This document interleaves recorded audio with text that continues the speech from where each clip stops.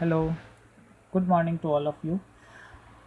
हम आज lower respiratory system के बारे में स्टडी करेंगे। हमने लास्ट क्लास में अपर रेस्पिरेटरी सिस्टम के बारे में पढ़ लिया था। अपर रेस्पिरेटरी सिस्टम को हमने टोटल रेस्पिरेटरी सिस्टम जो भी है उसको 3 पार्ट्स में डिवाइड किया था। Upper respiratory system, lower respiratory system और ये रेस्पिरेटरी मसल्स, इन 3 पार्ट्स में हमने इसको डिवाइड किया था। पहला पार्ट हमने लास्ट क्लास में पढ़ लिया है जो क्या था, अपर रेस्पिरेटरी सिस्टम था, जिसमें को क्या क्या आए थे, हमारी नोज़ आई थी, माउथ आया था और फेरिंग्स आई थी। फेरिंग्स को हमने 3 पार्ट्स में डिवाइड किया था, नेजोफेरिंग्स, ओरोफेरिंग्स और लैरिंगोफेरिंग्स।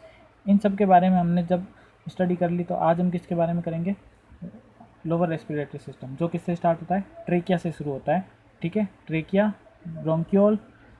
ट्रेकिया, ब्रोंकाई, ब्रोंक्योल्स और एल्वियोलाई, इसके बारे में। और उसके बाद में क्या आएगा, फेफड़े आएंगे। ठीक है, लास्ट पार्ट। उसके बाद में तीसरा पार्ट आएगा रेस्पिरेटरी मसल्स। तो देखते हैं आज हम क्लास कितनी कंप्लीट होती है। हो सकता है आज रेस्पिरेटरी सिस्टम पूरा कंप्लीट हो जाए। इसके बारे में हम रीड करेंगे। चलो लेट्स स्टार्ट। हम स्टार्ट करते हैं लोअर रेस्पिरेटरी सिस्टम। ठीक है, लोअर रेस्पिरेटरी सिस्टम में जैसे कि हमने पहले ही जान लिया था कौन सी आती है। पहला ऑर्गन क्या आता है, ट्रेकिया। ट्रेकिया आती है। ट्रेकिया हमारे शरीर में क्या आती है, जो कहाँ से शुरू होती है, मुख गुहा से शुरू होकर हमारे जो श्वास को कहाँ से लेके जाती है, लैरिंगोफेरिंग से लेके कहाँ चली जाती है, हमारे वक्ष गुहा तक लेके जाती है। हमारी चेस्ट कितने सेंटीमीटर लंबी होती है, 5 इंच लंबी होती है। कितने इंच लंबी होती है, 5 इंच लंबी होती है। और इस पर क्या पाए जाते हैं, सी आकार के। कैसे पाए जाते हैं, सी आकार के कोई लूप पाए जाते हैं, यानी छल्ले पाए जाते हैं। ये छल्ले क्या करते हैं, किसी भी चीज़ को ट्रेकिया को क्या करते हैं, पिचकने से रोकते हैं। ठीक है, पिचकेगी क्यों ट्रेकिया, क्योंकि जब इसमें हम रेस्पिरेशन होगा, इसमें से गैसें आएगी जाएगी, और कभी कभार मान लो प्रेशर कम हुआ या प्रेशर ज़्यादा हो गया, तो वायु क्या हो जाएगी, जब खिंचती हुई स्पीड से जाएगी तो वो क्या हो जाएगी, इस इसके यहाँ से पिचकने का क्या रहेगा, खतरा रहेगा। तो उसको बचाने के लिए इस पर क्या पाए जाते हैं, ऐसे सी आकार के। वो क्लैप नहीं होती, हम घरों में पाइप फिटिंग करते हैं तो उसके ऊपर क्लैप लगा देते हैं ताकि वो हिले नहीं, वैसी क्लैप जैसी होती है। तो ये क्या करती है, ये हमारी जो ट्रेकिया होती है, इसको क्या काम करती है, इसको पिचकाने का काम करती है, ताकि हमारी ट्रेकिया हमेशा क्या रहे, खुली रहे। अगर ट्रेकिया बंद हो जाएगी तो क्या होगा, ट्रेकिया बंद हो जाएगी तो सांस नहीं आएगा, और जिससे व्यक्ति की दम घुटने से क्या हो जाएगी, मृत्यु हो जाएगी। ठीक है, लैरिंग्स, देखो इस चित्र को हम ध्यान से देखते हैं। लैरिंग्स हमने पढ़ लिया था। लैरिंग्स में हमने क्या देखा था, स्वरीय अंतर पाए जाते हैं। कितने, 9 प्रकार की जो कार्टिलेज उपास्थि, 9 प्रकार की उसमें उपास्थि पाई जाती है, जिसमें वोकल फोर्ड्स पाए जाते हैं। वोकल फोर्ड्स क्या आते हैं, स्वर रज्जु, जिसमें से क्या निकलती है, जैसे उस वोकल फोर्ड्स में से कोई भी वायु निकलती है तो क्या प्रोड्यूस होता है, साउंड प्रोड्यूस होता है। और उस साउंड को हमारे जो टंग है, माउथ है और ये लिप्स है, इनके द्वारा इनकी डिफरेंट टाइप की शेप बना के वो साउंड को किस में प्रोड्यूस बदल दिया जाता है, साउंड को उसको हमारी एक लैंग्वेज में यानी भाषा में बदल दिया जाता है। हम देखते हैं कि सभी स्थानों की भाषा क्या है, अलग अलग है, क्योंकि सभी ने उस साउंड को क्या कर दिया, एक विशेष प्रकार के साउंड को हमारे माइंड में डिकोड कर दिया। यानी कि हम कोई भी मान लो साउंड प्रोड्यूस करते हैं क, तो उस क को हमने पहले क्या किया है, समझा है। जैसे हमारे माउथ से साउंड निकला क, तो क कहीं ना कहीं हमें सिखाया गया था, बताया गया था कि जब ऐसा साउंड निकले तो उसको क्या बोलना है, क बोलना है। अब हमारा माइंड इसको क्या कर लेगा, रिकॉल कर लेगा। जब कभी भी ऐसा साउंड निकलेगा तो हमारा माइंड एकदम कैच कर लेगा कि क्या बोलना चाह रहा है, वो क बोलना चाह रहा है। ठीक है, तो ओनली यूँ नहीं है कि जो जितने भी हिंदी में बना है ये स्वर है, व्यंजन है, ठीक है, जितने भी है कि हमारे अंदर से निकलते हैं, नहीं, हमारे जो लैरिंग्स है उससे सिर्फ और सिर्फ क्या निकलता है, एक प्रकार का साउंड निकलता है बस, और उसके अलावा कुछ नहीं निकलता। उस साउंड को हमारे टंग्स, लिप्स और माउथ के द्वारा क्या कर दिया जाता है, डिफरेंट वे में, फोल्ड वे में चेंज कर दिया जाता है, जो जो क्या एक भाषा का रूप ले लेती है। चलो ये अलग बात हो गई, हम हमारी बात देखते हैं। ये आ जाती है ट्रेकिया। ठीक है, ट्रेकिया 5 इंच लंबी होती है। इसके ऊपर क्या पाए जाते हैं, सी आकार के छल्ले पाए जाते हैं। ठीक है, ट्रेकिया हमारे जो वायु होती है उसको कहाँ पहुँचाती है, लैरिंग, और जो ये ट्रेक में तो वक्ष गुहा में कितने पार्ट्स में डिवाइड हो जाती है ट्रेकिया, 2 पार्ट्स में डिवाइड हो जाती है, 2 भागों में डिवाइड हो जाती है। जहाँ ये पहले भाग में डिवाइड होती है उसको क्या बोलते हैं, ब्रोंकाई, या फिर इसको बोलते हैं प्राइमरी ब्रोंकाई। ठीक है, क्या बोलते हैं इसको, ब्रोंकाई या फिर प्राइमरी ब्रोंकाई बोलते हैं। ठीक है, ये क्या करता है, एक बात और रह गई हमारी, ये जो ये जो ट्रेकिया है, ट्रेकिया का जो इनर लेवल, यानी कि ट्रेकिया के जो अंदर का स्तर होता है, अंदर का स्तर कैसा होता है, ये कूट स्तरीय पक्षमाभी स्तंभाकार उपकला। इसमें क्या पाए जाते हैं, ये पक्षमा पाए जाते, सीलिया पाई जाती है। ये सीलिया क्या करते हैं, ये सीलिया यानी कोई भी सीलिया क्या करते हैं, जैसे कभी कभी हमारे गले में खराश चलती है तो ये सीलिया क्या करते हैं, कोई भी गलत चीज़ चली जाती है उस गलत चीज़ को वापस क्या करते हैं, बाहर निकालने का काम करते हैं। ये सारी एक प्रोसेस के दौरान होता है, प्रोसेस हम नेक्स्ट क्लास में पढ़ेंगे, ठीक है। अभी हम सिर्फ इसकी स्ट्रक्चर देख रहे हैं, ठीक है। फिर देखो ये इसका ये कहलाई ब्रोंकाई, ठीक है। प्राइमरी ब्रोंकाई आगे जाके और डिवाइड हुई। देखो ये जैसे यहाँ से निकली, ये एक पार्ट यहाँ चला गया, दूसरा ये यहाँ आ गया, फिर यहाँ वाला भी आगे जाके क्या हो गया, डिवाइड हो गया, ये वाला भी आगे जाके क्या हो गया, डिवाइड हो गया। तो इनको क्या बोलते हैं हम, ब्रोंक्यूल। ये देखो पहली जगह यहाँ पे डिवाइड हुई, दूसरी जगह ये यहाँ पे डिवाइड हुई, तो ये हो गया हमारा प्राइमरी ब्रोंकाई, और ये हो गया हमारा सेकेंडरी ब्रोंकाई। सेकेंडरी ब्रोंकाई को हम क्या बोल सकते हैं, ब्रोंक्यूल भी बोल सकते हैं। ब्रोंकाई से छोटा कौन होता है, ब्रोंक्यूल, ठीक है। ये हमारी ट्रेकिया थी, ट्रेकिया डिवाइड हुई, किसका क्या नाम हो गया, ब्रोंकाई। ब्रोंकाई आगे और डिवाइड हुई, इसका क्या नाम हो गया, ब्रोंक्योल। क्या नाम हो गया इसका, ब्रोंक्योल। और इसका जो लास्ट पार्ट होता है वो क्या कहलाता है, एल्वियोलाई। वो लास्ट पार्ट क्या कहलाता है, एल्वियोलाई या कुपिका कहलाता है, जहाँ पे क्या होता है, गैसों का इंटरचेंज होता है। गैस क्या होती है, CO2 इस कुपिका में आ जाती है और ऑक्सीजन इस कुपिका से रक्त में चली जाती है। दोनों प्रकार की नलिकाएं होती है, वेन्स भी होती है और आर्टरीज भी होती है। वेन्स जो होती है उसमें कैसा होता है, इम्प्योर ब्लड होता है, और जो आर्टरीज जो होती है उसमें क्या होता है, प्योर ब्लड होता है, ठीक है। ये प्रोसेस अभी बताऊंगा मैं थोड़ी देर बाद में। ये पढ़ लिया हमने। फिर आता है लंग्स के बारे में, आते हैं फेफड़ों के बारे में हम आते हैं। देखो थोड़ा सा पढ़ लेते हैं हमारी बुक में जो क्या लिखा है। हमारी जो श्वास नली होती है उसमें उपस्थित एपिथीलियम किसका निर्माण करती है, श्लेष्मा का निर्माण करती है। एक जो हमारी जो ट्रेकिया होती है उसकी जो एपिथीलियम होती है किसका निर्माण करती है, श्लेष्मा का निर्माण करती है। श्लेष्मा वही होता है, आप याद रखोगे, श्लेष्मा आपको बार बार नहीं बताया जाएगा, चीज़ों को याद रखोगे। श्लेष्मा क्या करती है, उन सभी पदार्थों को अपने अंदर चिपकाने का काम करती है। यानी कि कोई भी पदार्थ धूल मिट्टी के कण चले गए हैं तो वो किस में चिपक जाएंगे, श्लेष्मा के रूप में चिपक जाएंगे। नहीं है समझ में श्लेष्मा, अरे कफ नहीं आता क्या, कफ आता है सबको, ठीक है। कभी कभार आप काम कर रहे हो, ठीक है, तो काम करते करते क्या होती है, आपके गले में खराश वगैरह आ जाती है, तो आप क्या निकालते हैं, मुंह से क्या निकलता है, कफ निकलता है। उस कफ के अंदर क्या होता है, धूल मिट्टी के कण होते हैं। यानी कि जो कोई भी हानिकारक पदार्थ हमारे ट्रेकिया के अंदर पहुंच गया है उसको शरीर बाहर कैसे निकालेगा, कफ के द्वारा निकालेगा। कफ को साइंटिफिक लैंग्वेज में कहते हैं श्लेष्मा, ठीक है, याद रखना, ठीक है। और प्रत्येक जो तृतीयक श्वसनी होती है वो किस में होती है, छोटी छोटी श्वसनिका या ब्रोंकियोल्स में बढ़ जाती है। ये जहाँ पे पहला खंड होगा उसको बोलते हैं प्राथमिक श्वसनी, जहाँ पे दूसरा खंड होगा उसको द्वितीयक श्वसनी, और जहाँ पे तीसरा खंड होगा उसको क्या बोलते हैं, तृतीयक श्वसनी, ठीक है। लास्ट में जाके इनको ब्रोंकियोल्स बोलते हैं, ठीक है। आगे आगे निकलते हैं। इन शाखाओं के अंतिम छोर पर क्या पाई जाती है, एल्वियोलाई पाई जाती है, कुपिका पाई जाती है। इन कुपिकाओं में क्या होता है, गैसों का इंटरचेंज होता है, विनिमय होता है। फिर आता है लंग्स, फेफड़े। फेफड़े क्या करते हैं, बहुत ही ज़्यादा हमारे लचीले होते हैं और कोमल होते हैं। इनका कलर कैसा होता है, हल्के गुलाबी रंग के होते हैं, और ये एक जोड़े के रूप में होते हैं, एक दाहिना फेफड़ा और बायां फेफड़ा। दो प्रकार के फेफड़े पाए जाते हैं, ठीक है। ये कहाँ होते हैं, हमारे जो शरीर के अंदर डायफ्राम पाया जाता है, इस डायफ्राम के जस्ट ऊपर पाए जाते हैं।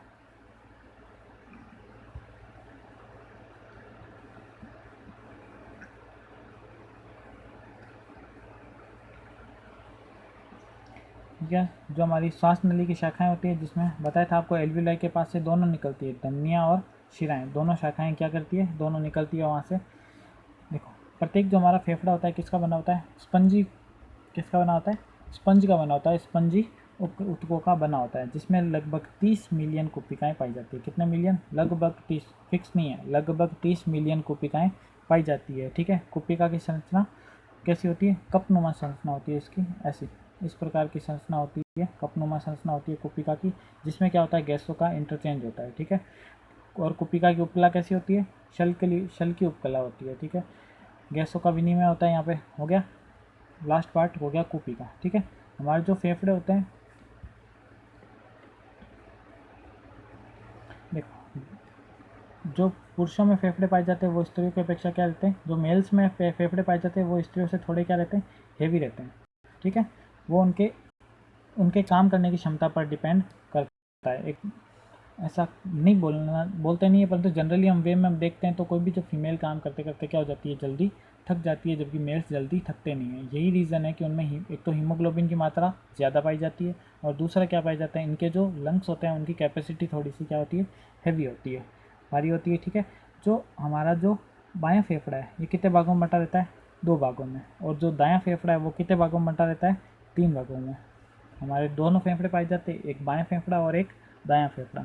जो बायां फेफड़ा है, याद रखोगे इस बात को, हमारा जो लेफ्ट लंग्स होता है वो क्या होता है, 2 पार्ट्स में यानी कि 2 लोब्स में डिवाइड रहता है, और जो हमारा राइट लंग्स होता है वो 3 पार्ट्स में या 3 लोब्स में डिवाइडेड रहता है। ठीक है, और प्रत्येक लोब्स में क्या पाए जाते हैं, इन छोटे छोटे पार्ट्स यानी कि छोटे छोटे खंड पाए जाते हैं। ये खंड, उनमें क्या पाई जाती है, एल्वियोलाई पाई जाती है, जो हमारे गैसों के विनिमय में क्या आती है, काम आती है। ठीक है, फिर आती है श्वसन मांसपेशियाँ। ये श्वसन मांसपेशियाँ क्या करती है, इंटरकोस्टल्स मसल्स होती है। ये मसल्स क्या करती है, हमारे जो पसलियाँ होती है इन पसलियों के बीच में पाई जाती है। ठीक है, ये जो पसलियों के बीच में पाई जाती है मसल्स, ये क्या करती है, पसलियों को फैलाने का और सिकोड़ने का काम करती है। जैसे ही हमारी पसलियाँ फैलेगी तो क्या होगा, आप खुद सोचो कि आपकी पसलियाँ बाहर की तरफ फैलेगी तो क्या होगा, अंदर का आयतन क्या होगा, इंक्रीज़ होगा। जैसे जैसे अंदर का वॉल्यूम इंक्रीज़ होगा, अंदर का स्पेस क्या होता जाएगा, इंक्रीज़ होता जाएगा। जैसे जैसे अंदर का स्पेस इंक्रीज़ होता जाएगा तो वहाँ का जो प्रेशर है वो प्रेशर क्या होता जाएगा, लो डाउन होगा या हाई होगा। जैसे ही किसी वस्तु का, किसी भी थिंग्स का, किसी भी जो पार्ट है उसका जो वॉल्यूम इंक्रीज़ होगा तो उसका प्रेशर क्या होता जाएगा, डाउन होता जाएगा। ठीक है ना, वॉल्यूम इंक्रीज़ होने से प्रेशर क्या होता है, डाउन होता है। जैसे हमारे जो लंग्स का जो प्रेशर है वो डाउन होगा, जैसे प्रेशर डाउन होगा तो जो एयर होती है कहाँ से चलती है, high pressure to low pressure. ठीक है, जैसे हमारे जो हर्ट्स नहीं है, लंग्स का जो प्रेशर डाउन होगा तो जो ब्रीथ है, एयर है, वो एनवायरनमेंट से कहाँ जाएगी, हमारे लंग्स में आ जाएगी, और लंग्स में आने के बाद में एल्वियोलाई में चली जाएगी, और वहाँ से गैसों का क्या होगा, इंटरचेंज होगा, विनिमय होता जाएगा। ठीक है, फिर क्या पाई जाती है, हमारे यहाँ क्या पाया जाता है, ये जैसे पसलियों के जस्ट नीचे क्या पाया जाता है, डायफ्राम पाया जाता है। ये डायफ्राम भी क्या करता है, हम डायफ्राम जैसे ही सिकुड़ता है तो डायफ्राम सिकुड़ेगा तो क्या होगा, लंग्स का जो कैपेसिटी होगी वो क्या हो जाएगी, कम हो जाएगी, और गैसें कहाँ चली जाएगी, बाहर। देखो इसकी सारी की सारी प्रोसेस हम समझेंगे।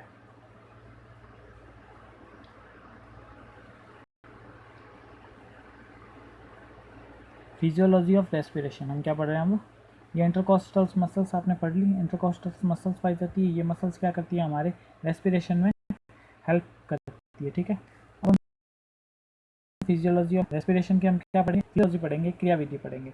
क्रियाविधि में ये देखो सबसे पहले क्या लिखा है कि जो हमारे लंग्स, फुफ्फुसीय वायु संचालन में फेफड़ों में वायु के अंदर आने तथा बाहर निकालने की एक ऐसी प्रक्रिया गैसीय विनियमों को सहज बनाती है। इस वायु संचलन के लिए श्वसन तंत्र, वायुमंडल तथा कुपिका के मध्य क्या होती है, नेगेटिव प्रेशर ग्रेडियंट, ऋणात्मक दाब प्रवणता, नेगेटिव प्रेशर ग्रेडियंट का निर्माण होता है, जिससे देखो कैसे होता है इस नेगेटिव प्रेशर ग्रेडियंट का निर्माण, वायुमंडल से अधिक दबाव वाली वायु फेफड़ों में प्रविष्ट कर जाती है। वही बात, सेम बात यहाँ बताई गई है जो मैंने आपको बताई थी कि क्या होगा यहाँ पे, दबाव वाली वायु फेफड़ों में प्रविष्ट कर जाएगी। अधिक दबाव से आपको मतलब समझ में आएगा कि जैसे जैसे हमारे जो लंग्स की कैपेसिटी है, हमारा जो लंग्स है वो लंग्स क्या होता जाएगा, फैलता जाएगा। लंग्स के फैलने से क्या होगा, उसका जो वॉल्यूम है वो वॉल्यूम, आयतन है, आयतन बढ़ जाएगा। आयतन जैसे है उसका लंग्स का आयतन बढ़ेगा, आयतन बढ़ने से उसका प्रेशर है, उसका जो दबाव है वो दबाव क्या हो जाएगा, कम हो जाएगा। दबाव कम हो जाएगा तो प्रत्येक चीज़ का रूल होता है अपने, कहाँ हाई लेवल से लो लेवल की तरफ वो फ्लो होती है। ठीक है, आप 2 बीकर ले लो, समझो इस बात को ऐसे, 2 बीकर लिया आपने, इस बीकर को आपने पूरा भर दिया और इसको आपने इतना ही भरा है, और अब इन दोनों बीकर को पाइप से आपने जोड़ दिया, तो बताओ पानी कहाँ जाएगा, यहाँ से यहाँ आएगा।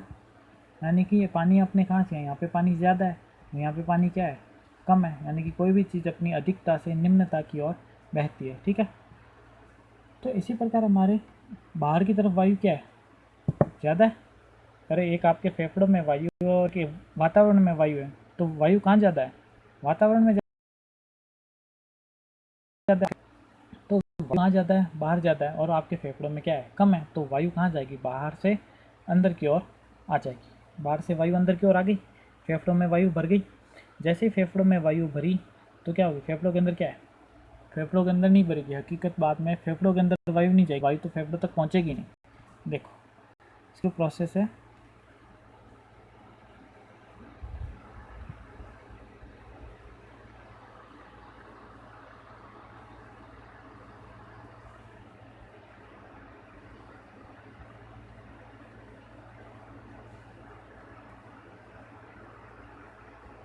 इस प्रोसेस को हम ध्यान से समझते हैं।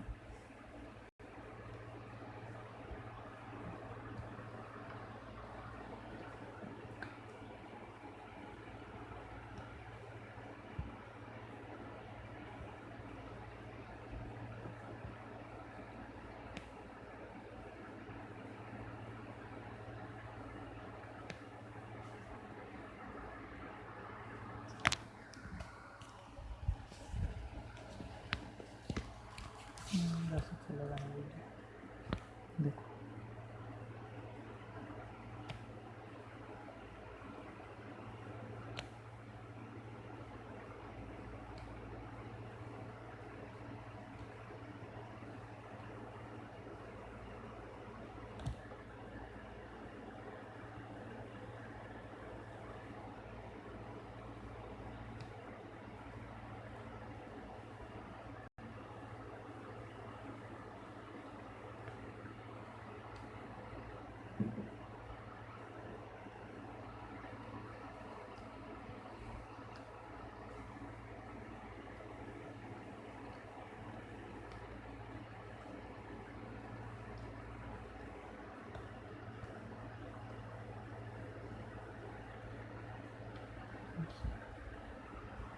ये जो चित्र हमने बनाया है यहाँ पे क्या पाया जाएगा,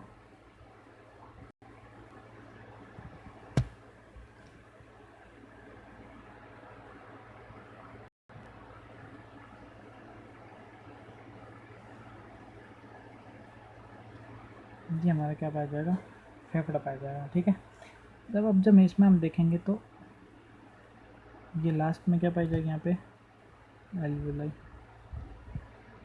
लगभग 30 बिलियन के करीब होती है, बहुत सारी होती है। ठीक है, दोनों फेफड़ों में मिला के होती है। ठीक है, लगभग होती है। ठीक है, इसको जब हम ये एल्वियोलाई, ये देखो ये हमारी ट्रेकिया से यहाँ पे डिवाइडेशन हुआ। ठीक है, यहाँ पे डिवाइडेशन होने के बाद क्या बनी, यहाँ पे ब्रोंका के डिवाइड होके ब्रोंक्यूल्स में। ठीक है, ये ट्रेकिया और ब्रोंक्यूल्स, उसके बाद लास्ट में क्या आ गई, एल्वियोलाई। ठीक है, आगे अब एल्वियोलाई ये हमारा फेफड़ा है। ये जैसे ही क्या होगा, फैलेगा तो मतलब क्या हो जाएगा, ये देखो या नहीं, फैलने पर इसका आयतन क्या हो गया, आयतन बड़ा हो गया। जैसे ही फैलेगा इसके ऊपर क्या पाई जाती है, ये पसलियाँ पाई जाती है।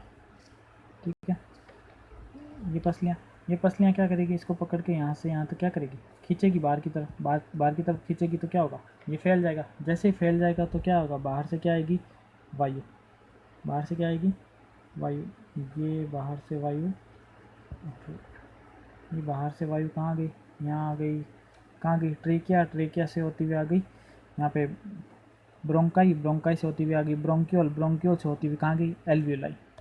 क्या लंग्स के अंदर यहाँ पहुँची क्या, वायु हमारे कहाँ तक रही, एल्वियोलाई तक रही। ठीक है, एल्वियोलाई ऐसी होती है जैसे अंगूर देखे होंगे, अंगूर के दाने के समान होती है एल्वियोलाई। जैसे ही इसके अंदर हवा पहुँचेगी, एल्वियोलाई क्या हो जाएगी, ऐसे हो जाएगी, एल्वियोलाई हवा से क्या हो जाएगी, भर जाएगी, पूरे में अंदर क्या आ जाएगी, एयर आ जाएगी, हवा आ जाएगी। ठीक है, आगे हवा, यहाँ पे अब गैसों का क्या होगा, विनिमय, हवा के साथ, यहाँ पे एयर के साथ क्या है, ऑक्सीजन यहाँ से ले ली जाएगी, ले ली ऑक्सीजन, और इसके अंदर, इस हवा के अंदर क्या डाल दी जाएगी, यहाँ से रक्त से क्या मिला दी, इसको CO2 मिला दी CO2।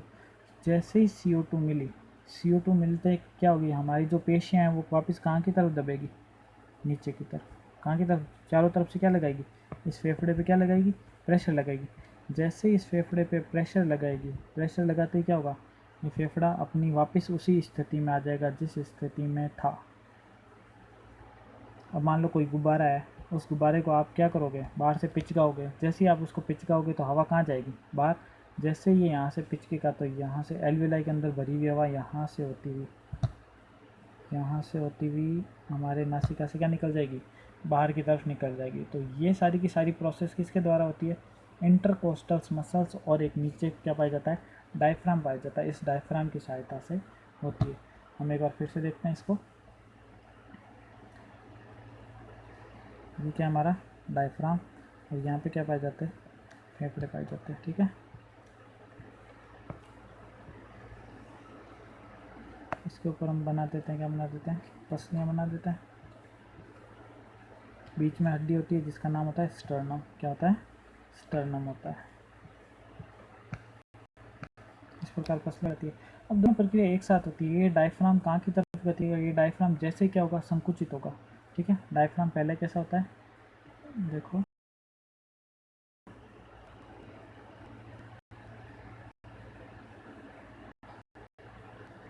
अरे हमारे फेफड़ों में लीकेज हो गया।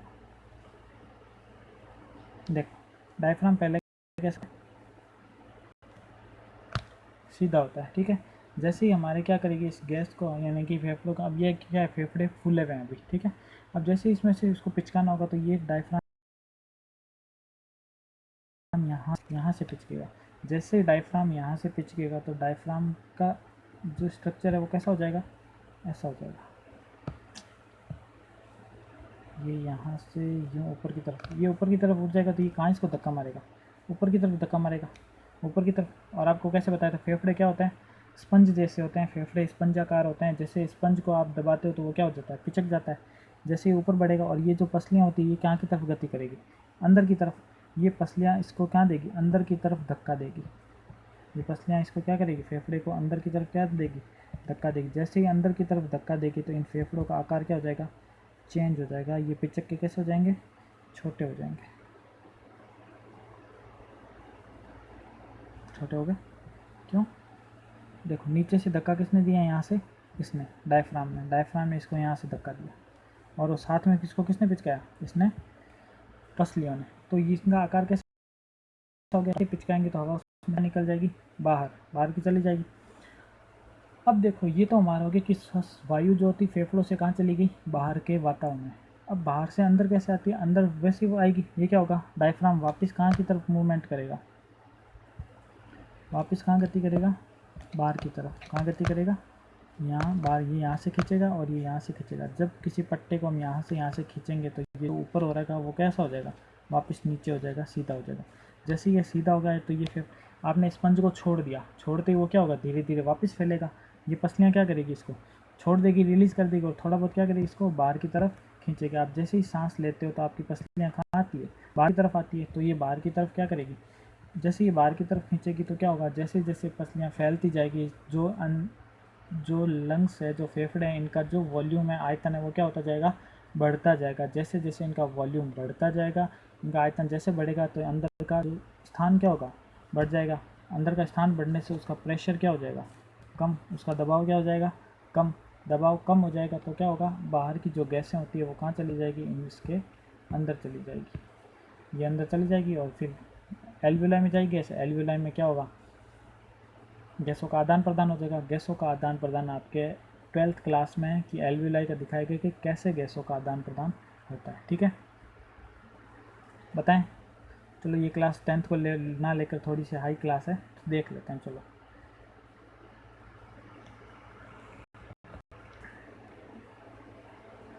ये हमारी क्या कहलाती है, एल्वियोलाई। ऐसी होती है एल्वियोलाई। ठीक है, इसके बाहर से एक तरफ होती है, ये देखो, ये जो मैं रेड कलर की बना रहा हूँ ये क्या है, इसके बिल्कुल पास से गुजरती है। ये क्या है, आर्टरीज है। ठीक है, यानी कि धमनियाँ हैं, शुद्ध, इनमें शुद्ध रक्त होता है।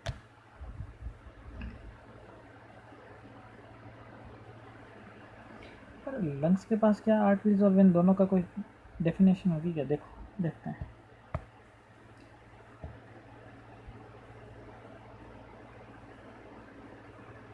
ये हमारी क्या आ रही है, वेन्स आ रही है। ठीक है, ये जो ब्लैक वाली है वो क्या है, तो शिराइन, अशुद्ध ब्लड है।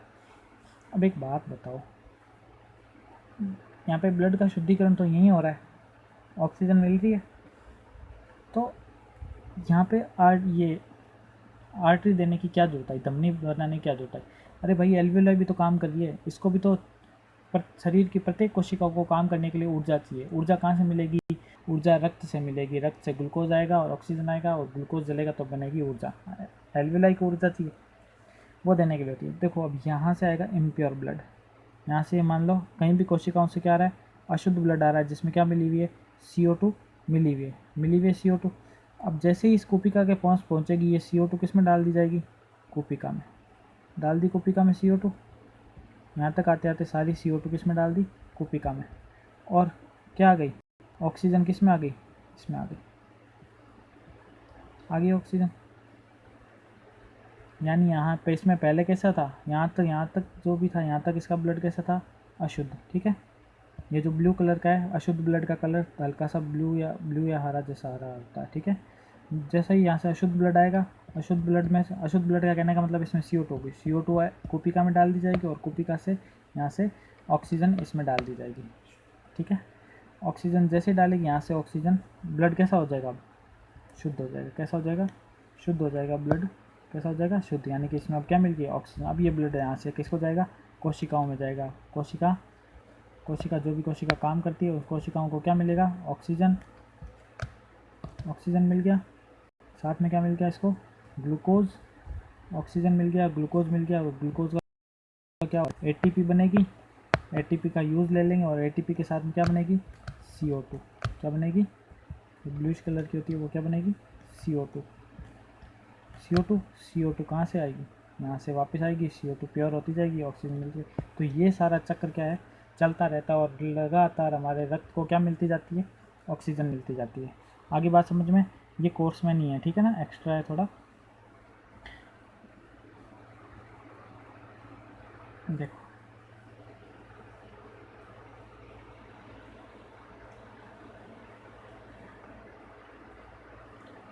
अब हम चित्र के माध्यम से देखते हैं थोड़ा। ओरल कैविटी, इसोफेगस किसको लेके चलाएंगे, इसोफेगस क्या काम करती है, हमारे फूड को लेके जाती है, एलिमेंट्री कैनाल के रूप में काम करती है। एलिमेंट्री कैनाल यानी कि फूड कैनाल बोल दो या उसको आहार नाल बोल दो। ठीक है, लैरिंक्स ने पढ़ लिया था। लैरिंक्स में ये देखो, ये हमारी ट्रेकिया, और ट्रेकिया जस्ट फैले क्या है, ये देखो वोकल फोर्ड्स कहाँ पाते हैं, ये देखो ये जो ये वाला पार्ट आपको दिख रहा है, ये क्या है, वोकल फोर्ड्स कहलाते हैं। क्या कहलाते हैं, वोकल फोर्ड्स कहलाते हैं। ठीक है, और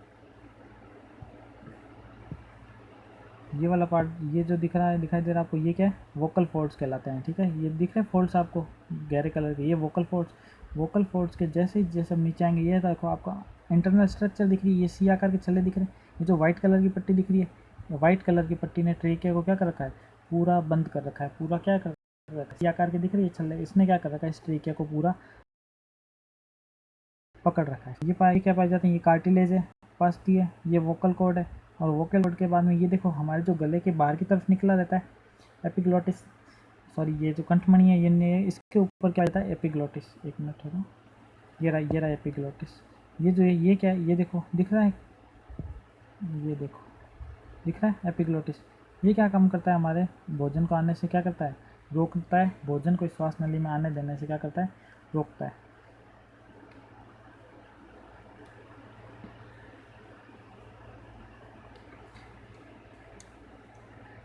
देखो इसका नाम क्या है, ब्रोंकाई। इसका नाम क्या है, ब्रोंकाई। इसको मेन ब्रोंकाई बोल रखा है आपके, इसमें क्या है, प्राइमरी ब्रोंकाई है, इसका नाम क्या हो गया, ब्रोंकाई हो गया, ये रहा ब्रोंकाई। ठीक है, ट्रेकिया आगे जाके कितने पार्ट्स में डिवाइड होगी, देखो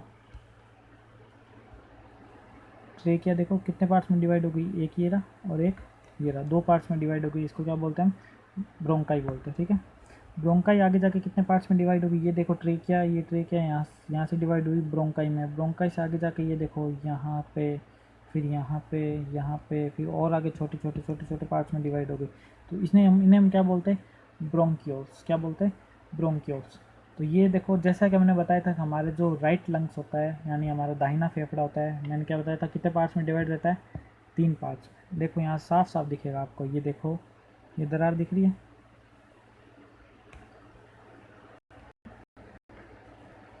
ये दरार दिख रही है, कितने पार्ट्स में डिवाइड हो गया, there are 3 parts, first second and 3। क्या हो गया,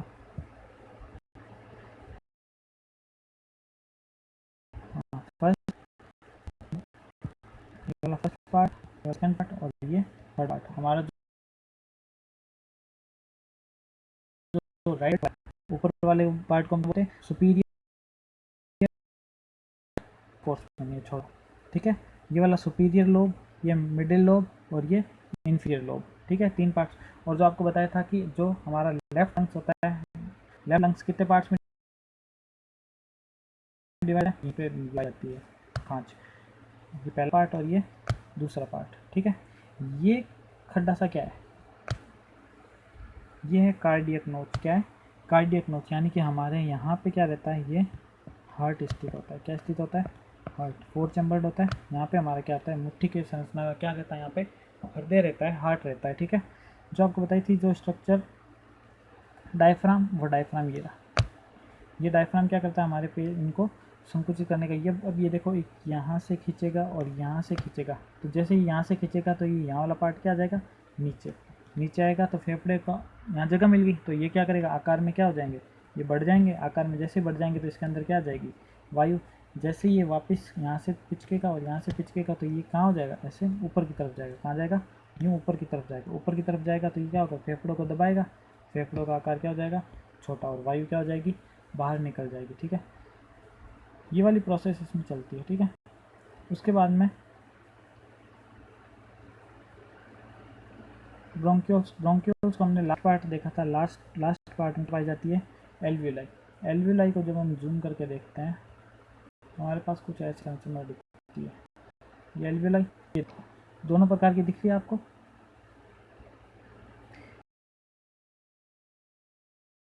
ये तो गई, ये देखो अंगूर के दाने के समान दिख रही है,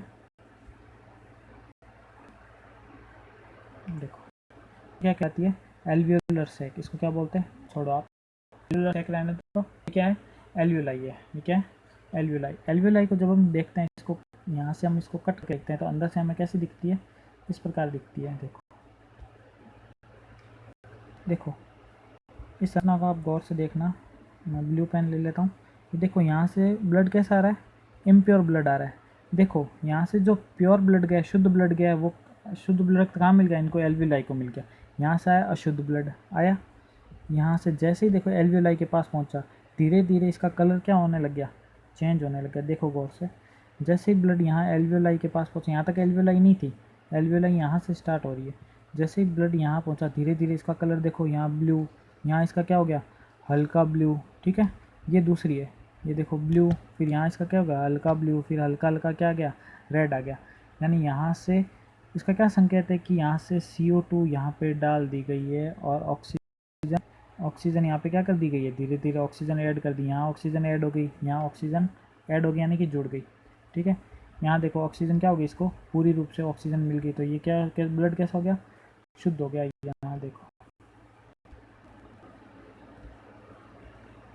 ये देखो, ये आपको पूरी रेड दिख रही है, यानी कि यहाँ पे पूरी तरह से रक्त में क्या मिल चुकी है, ऑक्सीजन मिल चुकी है। और यहाँ से ये देखो, यहाँ से ये क्या करती है, ये रक्त वाहिनियाँ निकल जाती है, निकल के हमारे शरीर से, यानी यहाँ से ऑक्सीजन लेके यहाँ क्या होती है, यहाँ से निकल जाती है। और ये ऑक्सीजन कहाँ चली जाती है, कोशिकाओं तक चली जाती है। तो इस प्रोसेस के द्वारा क्या होता है, सारी की सारी चीज़ होती है। ये हमारा क्या था, रेस्पिरेटरी सिस्टम था सारा, ठीक है, सिंपल है, ठीक है। एक बार हम क्विक रिवीजन कर लेते हैं।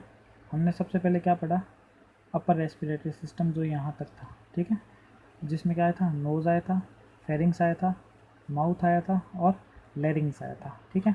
ये चीज़ फिर हमने पढ़ी। Lower respiratory system, lower respiratory system में क्या आई, ट्रेकिया, ब्रोंकाई, ब्रोंक्यूल्स, एल्वियोलाई और ये हमारे फेफड़े या लंग्स, ठीक है। उसके बाद में आया रेस्पिरेटरी मसल्स। रेस्पिरेटरी मसल्स में क्या आई, एक तो ये हमारी जो पसलियों की मांसपेशियाँ और दूसरा क्या आया, डायफ्राम। उसके बाद में हमने पढ़ी उसकी टोटल मैकेनिज़्म, उसकी क्रियाविधि की, कैसे फेफड़े या लंग्स हमारे काम करते हैं, कैसे इसका प्रोसेस है, कैसे सबसे पहले एयर कहाँ जाएगी, नोज़ से कहाँ जाएगी, ये नेज़ल कैविटी, नेज़ल कैविटी से नेज़ल वेस्टिब्यूल, नेज़ल वेस्टिब्यूल से कहाँ आएगी, प्रोसेस हम देख लेते हैं एक बार सारी फिर से। ब्लू कलर ले लेते हैं। नोज़, यहाँ से एयर आएगी, रेड ही ले लो,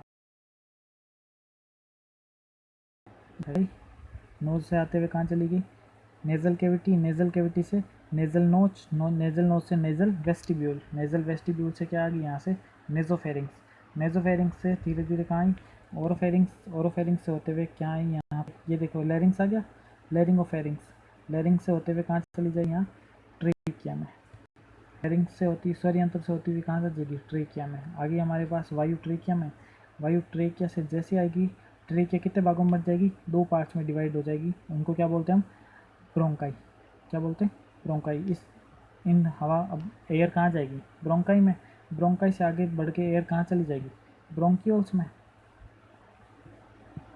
हवा कहाँ चली गई ब्रोंकियोल्स में चली गई, ब्रोंकियोल्स से सबसे लास्ट में हवा कहाँ आ गई यहाँ आ गई, ब्रोंकियोल्स हवा क्या हो गई फैल गई, फैलने के दौरान 2 चीज़ें हुई, एक तो क्या हुई पसलियाँ कहाँ की, तो हमारी पसलियाँ बाहर की तरफ गति की, पसलियों ने बाहर की तरफ गति की, और डायफ्राम ने कहाँ गति की नीचे की तरफ, डायफ्राम ने जैसे ही नीचे की तरफ गति की हमारे जो फेफड़े हैं वो क्या उनका आयतन क्या हो गया बढ़ गया, आयतन बढ़ गया यानी कि प्रेशर क्या हो गया कम हो गया, हवा पूरी आ गई एल्वियोलाई तक, हवा कहाँ आ गई लास्ट में गैस आ गई एल्वियोलाई तक, जैसे ही यहाँ से गैस हमारे क्या पहुँची एल्वियोलाई में, आ गई एल्वियोलाई में, ये यहाँ आ गई एल्वियोलाई में, ठीक है। एल्वियोलाई, एल्वियोलाई के साथ साथ में क्या कौन सी चलती है एक ये हमारे इसके वेन्स चलती है यानी कि शिराएँ चलती है, तो जैसे ही शिराएँ यहाँ आई यहाँ पे क्या होगा विसरण के माध्यम से यहाँ से क्या होगा गैसों का आदान प्रदान होगा, गैसों का आदान प्रदान होगा तो क्या कहलाएगा यहाँ से जो ऑक्सीजन होगी वो रक्त में मिला दी जाएगी और CO2 वापस किस में डाल दी जाएगी एल्वियोलाई में, CO2 एल्वियोलाई में डाल दी, अब यहाँ से CO2 यहाँ आई, यहाँ आई,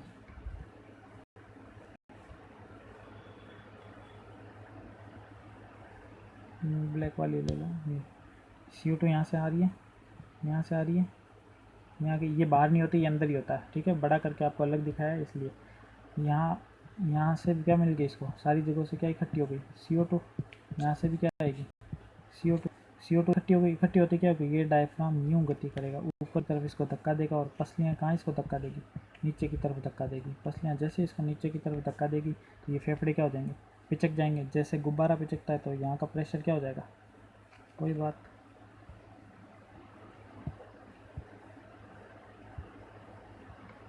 प्रेशर क्या हो जाएगा बढ़ जाएगा, जैसे प्रेशर बढ़ेगा तो यहाँ से आएगी ये CO2 यहाँ से वापस उसी पथ से होते हुए वापस कहाँ चली जाएगी बाहर चली जाएगी, ये नाक के द्वारा कहाँ निकाल दी जाएगी बाहर निकाल दी जाएगी, यही सारा प्रोसेस चलता है, ठीक है। समझ में आ गया होगा आपको श्वसन तंत्र पूरा अच्छे से कि हमारे जो रेस्पिरेशन की प्रणाली है जो प्रोसेस होती है वो कैसे संभव होती है, कैसे हमारे जो लंग्स होते हैं वो उनका वॉल्यूम डिक्रीज़ होता है, वॉल्यूम इंक्रीज़ होता है, प्रेशर डिक्रीज़ होता है, प्रेशर इंक्रीज़ होता है, डायफ्राम का मूवमेंट है, ठीक है, हमारी जो रिब्स है पसलियों का मूवमेंट है, इंटरकोस्टल्स मसल्स का मूवमेंट है, इन सब मसल्स के मूवमेंट्स के द्वारा क्या किया जाता है हमारे जो इसका वॉल्यूम है इसके वॉल्यूम को कम या ज़्यादा किया जाता है, जिसके कारण क्या किया जाता है हमारे रेस्पिरेशन की जो प्रोसेस होती है वो प्रोसेस मतलब इससे ज़्यादा इसमें कुछ बचा है, जो रेस्पिरेशन की जो पूरी फिजियोलॉजी थी आपको पूरी की पूरी फिजियोलॉजी हमने समझा दी यहाँ पे, ठीक है। अब अगर आपको सिंपल वे में रेस्पिरेशन लिखना हो तो सबसे पहले क्या लिखोगे रेस्पिरेशन किसे कहता है, ठीक है, रेस्पिरेशन किसी भी रेस्पिरेशन फर्स्ट ऑफ ऑल हम देखते हैं तो रेस्पिरेशन क्या होता है interchange of gases between the human and environment, जो मानव के फेफड़ों और वातावरण में क्या होता है गैसों का आदान प्रदान क्या कहलाता है श्वसन कहलाता है। श्वसन तंत्र को हमने 3 पार्ट्स में डिवाइड किया गया है, अपर रेस्पिरेटरी सिस्टम, ऊपरी श्वसन तंत्र, निचला श्वसन तंत्र और श्वसन मांसपेशियाँ। ऊपरी जो श्वसन तंत्र होता है उसमें आती है हमारी नासिका आती है, हिंदी में देख लेते हैं, हमारी नासिका आती है, नासिका के बाद में आता है ये फेरिंग्स, फेरिंग्स को 3 पार्ट्स में डिवाइड किया गया है, उसके बाद में आता है लेरिंग्स, लेरिंग्स जो हमारा स्वर यंत्र है, स्वर यंत्र कितनी उपास्थियों से बना है 9 उपास्थियों से मिलकर बना होता है, स्वर यंत्र में क्या प्रोड्यूस होता है साउंड, वहाँ से आके क्या कर जाएगी रेस्पिरेशन जाएगी, फिर हमारा लोअर रेस्पिरेटरी सिस्टम शुरू होता है, वहाँ से आएगी ट्रेकिया, ट्रेकिया लगभग 5 इंच लॉन्ग्स होती है, उसमें क्या सी शेप्ड के क्या पाए जाते हैं कार्टिलेज के छल्ले पाए जाते हैं, जो छल्ले उसको क्या करते हैं उसको पिचकने से बचाते हैं, उसके बाद में हमारी आगे जाती है राइट एंड लेफ्ट, ठीक है। तो जो जो ट्रेकिया होती है वो कहाँ जाती है, लंग्स में जाती है। लंग्स हमारे कितने पाए जाते हैं, दो पाए जाते हैं, दो पाए जाते हैं, एक राइट और लेफ्ट। हमारा जो लेफ्ट लंग्स होता है वो कितने पार्ट्स में डिवाइड रहता है, टू पार्ट्स में। और जो हमारा राइट लंग्स होता है वो कितने पार्ट्स में डिवाइड रहता है, थ्री पार्ट्स में डिवाइड रहता है, ठीक है। Superior lobe, inferior lobe and middle lobe. और जो हमारा जो ये जो लेफ्ट लंग्स है वो सिर्फ टू पार्ट्स में डिवाइड रहता है, सुपीरियर और इन्फीरियर। जो हमारी ट्रेकिया आगे जाके किस में डिवाइड हो जाती है, ब्रोंकाई में। ब्रोंकाई आगे और जाके किस में डिवाइड हो जाती है, ब्रोंक्यूल में। और जो ब्रोंक्यूल का लास्ट पार्ट होता है वो क्या कहलाता है, एल्वियोलाई कहलाता है, ठीक है। एल्वियोलाई में गैसों का क्या होता है, इंटरचेंज होता है। ऑक्सीजन क्या आ जाती है, एल्वियोलाई से ब्लड में जाती है, और ब्लड से CO2 वापस किस में आ जाती है, एल्वियोलाई में आ जाती है। फिर से वापस जो इंटरकोस्टल मसल्स है वो हेल्प करती है। डायफ्राम क्या करता है, संकुच डायफ्राम क्या होता है, संकुचित होता है। पसलियाँ क्या होती है, संकुचित होती है, जिससे हमारा जो स्पंज जैसे फेफड़े होते हैं उनका वॉल्यूम क्या हो जाता है, यानी कि उनका आयतन क्या हो जाता है, कम हो जाता है। प्रेशर क्या हो जाता है, बढ़ जाता है। तो फिर क्या होता है, सारी की सारी जो एयर्स होती है, गैसें होती है, वो कहाँ से, ब्रोंक्यूल्स, ब्रोंक्यूल से ब्रोंकाई, ब्रोंकाई से ट्रेकिया, ट्रेकिया से लैरिंग्स, लैरिंग्स से नेजोफेरिंग्स, नेजोफेरिंग्स से नोज, और नोज से बाहर वातावरण में उल्टे प्रोसेस के द्वारा वापस निकाल दी जाती है। ये प्रोसेस हम जो श्वसन की जो प्रक्रिया होती है स्वैच्छिक होती है। आप कुछ समय लिए रोक सकते हो, उसके बाद आप रोक नहीं सकते। ज़्यादा देर तक आप रोकोगे मृत्यु हो जाएगी। मृत्यु सीधी सीधी है, हमारे रक्त में ऑक्सीजन की क्या हो जाएगी, कमी। हमारा शरीर काम करना क्या कर देगा, बंद कर देगा, ठीक है। हमने फिर श्लेष्मा देखा था, पढ़ा था बीच में, बताया था, बाद में बताऊंगा। श्लेष्मा क्या होता है, ट्रेकिया में और हमारे नोज़ में क्या बनता है, श्लेष्मा बनता है, म्यूकस बनता है। ये म्यूकस क्या करता है, विभिन्न प्रकार की गंदगी होती है, मिट्टी, धूल मिट्टी के कण होते हैं, जीवाणु वगैरह होते हैं, इनको क्या करता है, हमारे जो फेफड़े होते हैं उन फेफड़ों में जाने से क्या करता है, रोकता है, ठीक है। फिर नॉर्मल रोग आपने सुना होगा, जो ये हमारे जो पत्थर या इन चट्टानों में या फिर धूल मिट्टी में काम करते हैं, उनमें क्या करता है, लगातार उनके फेफड़ों में क्या जाती है, धूल जाती है। और धूल जाने से क्या होता है, उनके फेफड़ों के चारों तरफ क्या जम जाती है, मिट्टी जम जाती है। देखो फेफड़े हमारे क्या है, फिल्टर के जैसे है। अब अगर मान लो फिल्टर है, हमारा जो कूलर है, कूलर रखा हुआ है, उस कूलर सर्दियों में हमने पूरे गर्मी यूज़ ले ली और सर्दियों में रखा है, उस पर जम जाती है, धूल मिट्टी जम जाती है, तो क्या कूलर में से हवा आएगी, क्या नहीं आएगी। तो उसी प्रकार का सिस्टम होता है, हमारे जो लंग्स होते हैं, फेफड़े होते हैं, उनमें जो लगातार धूल मिट्टी या पत्थर की चट्टानों में काम करते हैं, उनमें बीमारियां हो जाती है, ठीक है। उनमें क्या करती है, फेफड़ों की तरफ क्या जम जाती है, धूल मिट्टी, जिससे फेफड़े काम करना बंद कर देते हैं। दूसरी चीज़ है, फेफड़ों का काम क्या है, पिचकना और फैलना।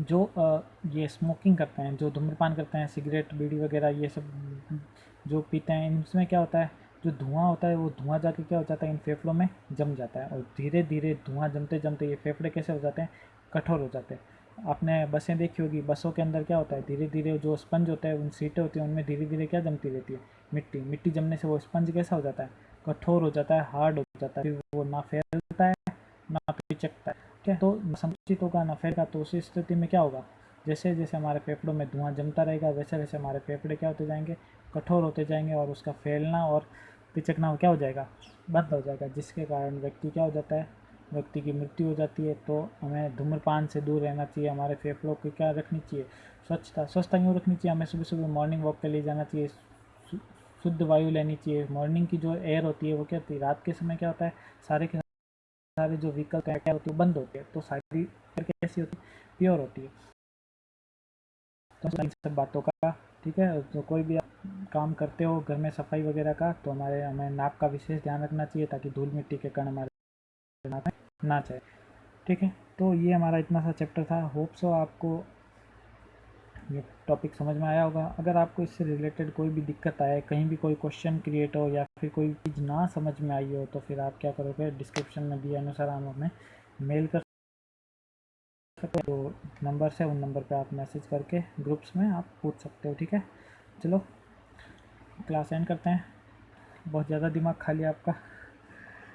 आई होप तो आपको समझ में आया होगा, और इससे रिलेटेड जो भी क्वेश्चन है आपके, वो क्वेश्चन आप सेंड कर दीजिएगा। चलो ओके,